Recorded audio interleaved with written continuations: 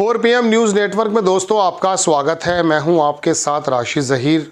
Chandrababu Naidu stadium के पास गए, वहां जाकर उन्होंने जो भी कुछ काम किए मैं आपको कल के एपिसोड में बता चुका था। लेकिन दोस्तों वो सम्मेलन तो था ज़बान को लेकर, हिंदी लैंग्वेज को लेकर और डीलिमिटेशन को लेकर, लेकिन एक नया राड़ा पैदा हो गया। वो क्या है? चंद्रबाबू नायडू को मजबूरन एनडीए छोड़ना ही पड़ेगा। सुनिए क्यों। देखिए, वहाँ हालात ये बन गए दोस्तों कि आपने इंडिया ब्लॉग तो सुना था, लेकिन एक साउथ इंडिया ब्लॉग मैं आपको बता रहा हूँ। वहाँ उड़ीसा के नवीन पटनायक के आदमी भी थे, वो भी थे उड़ीसा के पटनायक साहब। वहाँ पर जयललिता के आदमी भी थे, वहाँ पूर्वोत्तर के राज्यों के लोग भी थे, वहाँ पर आंध्र प्रदेश के चंद्रबाबू नायडू भी थे, वहाँ कर्नाटक के डीके शिव कुमार भी थे। देख लिया आपने गुलदस्ता। लेकिन इसमें कॉमन क्या है? इसमें कॉमन, अगर उड़ीसा के लोगों को छोड़ दिया जाए, इसमें वाईएसआर के लोग भी बताए जा रहे हैं, तमाम लोग बताए जा रहे हैं। ये दक्षिण बनाम हिंदी हो गया है, याद रखना मेरी बात। ये एक ऐसा ब्लॉग बन गया है कि मुझे फारूक अब्दुल्ला की वो बात याद आ गई जब यूपीए का सम्मेलन हुआ साउथ में, शायद तमिलनाडु में हुआ, तो वहाँ फारूक अब्दुल्ला के मुंह से अचानक ऐसी बात निकल गई जिसकी मुझे अब ज़मीन पर कुछ परछाइयाँ नज़र आने लगी। उन्होंने कहा क्यों ना साउथ से प्राइम मिनिस्टर बन जाए, स्टालिन क्यों ना हो।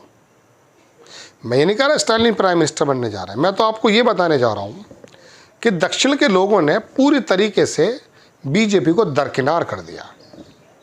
जो छोटा मोटा काम वहाँ आरएसएस कर रही थी, उस पर भी यकीन मानिए मोहर लगा दी है मोदी जी ने कि अब कुछ उनके बस की काम है नहीं। या आप ऐसा मान लीजिए दक्षिण को, जैसे मुस्लिम लीग गुजरात में लड़ने लगे, समझ गए कोई चांस नहीं हो सकता उसके वहाँ। ऐसे ही बीजेपी के कोई चांस नहीं है अब दक्षिण में। और दक्षिण राजनीति बनाम हिंदी पट्टी राजनीति दो अलग अलग धुरी थे पहले, लेकिन मोदी जी के जो तरकश से तीर निकला ज़बान का और डीलिमिटेशन का, और अमित शाह ने जो उसमें मुद्गम में बात कही, खोल करके बात नहीं बताई, उससे साउथ के राज्य इकट्ठे हो गए। भविष्य में पूर्वोत्तर के राज्य भी आ सकते हैं। उड़ीसा के वहाँ पर मौजूद है, जयललिता का भी साथ मिल सकता है और फारूक अब्दुल्ला भी इधर आ सकते हैं, क्योंकि जब घाटी की सीटें बढ़ाएंगे नहीं, जम्मू की बढ़ाएंगे, तो वो कहाँ जाएंगे? वो भी वहीं आ जाएंगे। ऐसे में दोस्तों हिंदी बनाम दक्षिण की राजनीति शुरू होने की बीच पड़ चुका है। अब मैं बता रहा हूँ नायडू की बात। दक्षिण के लोगों के खिलाफ जाओगे या दिल्ली में बैठे हुए गुजराती लोग जो बैठे हैं, जिनको गुजराती सरकार कहते हैं, बीजेपी की जो सरकार है, उसके लिए लॉयल्टी रखेंगे। पैसा तो आपको मिल गया राजधानी बनने के लिए, आपके लालच भी लगे हुए हैं केंद्र सरकार से, जाएंगे भी आप नहीं।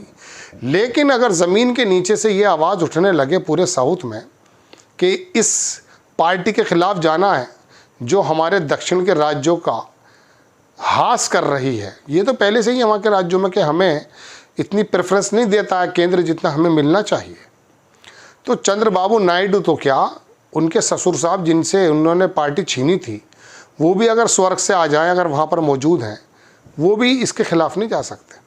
अपनी ज़मीन के, अपनी पट्टी के, अपने लोगों के, अपनी ज़बान के खिलाफ कौन जा सकता है?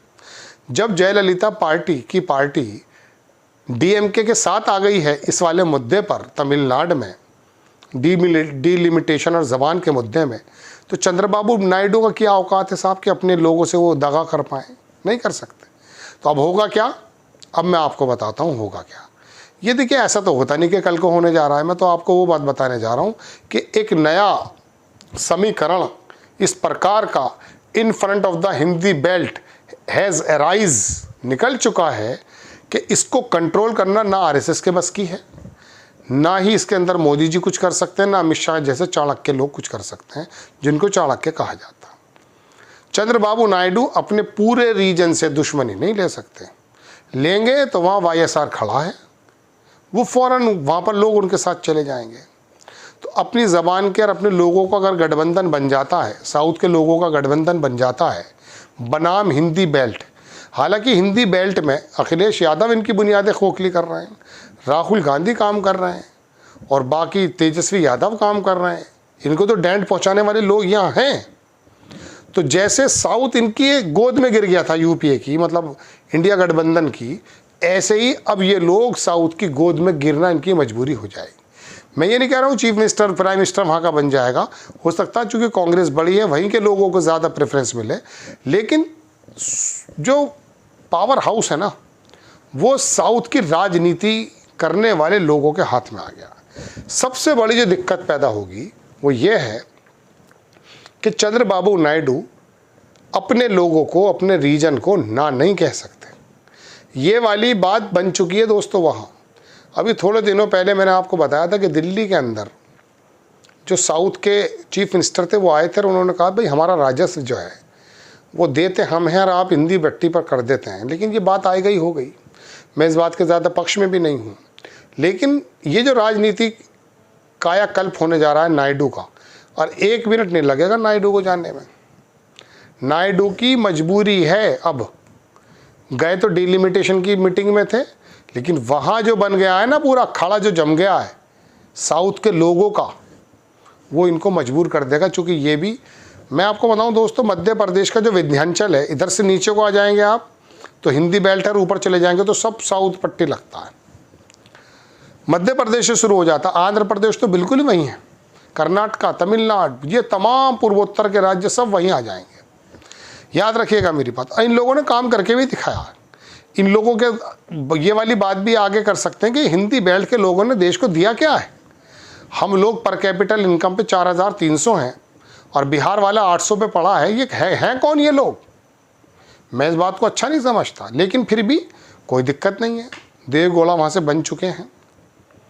तो दोस्तों ये एक नया कसौटी या एक नया मुहाज या एक नया कह सकता हूँ कि दोराहा है जहाँ नायडू खड़े हो गए हैं और नायडू उधर जाएंगे नहीं। जब अटल बिहारी वाजपेयी की सरकार में नायडू मंत्री थे तो हैदराबाद से जब भी इनका जहाज़ उड़ता था दिल्ली की सांसें रुक जाती थी कि अब कौन सी डिमांड लेकर आएँ। चंद्रबाबू नायडू बहुत ज़बरदस्त हार्ड बार्गेनर हैं, लेकिन यहाँ पर वो कितनी भी पोटलियाँ बखेर दें इस बार चंद्रबाबू नायडू को, अपने हिस्से, अपने खित्ते से, अपने गठबंधन से वो दूर नहीं जा सकते और अपने लोगों से तो बिल्कुल दूर नहीं जा सकते। जब ज़मीन पर बात ये उड़ेगी कि आपको जाना ही है वरना आपकी राजनीति ख़त्म, तो उनको प्रधानमंत्री जी का एनडीए का साथ छोड़ना पड़ेगा। ये मैं आपको बता रहा हूँ। आपको खबर कैसी लगी अपनी राय कमेंट्स बॉक्स में ज़रूर दीजिए। चैनल को सब्सक्राइब कीजिए, शेयर कीजिए। नेक्स्ट टाइम मैं किसी खबर के साथ हाजिर होता हूँ। जय हिंद।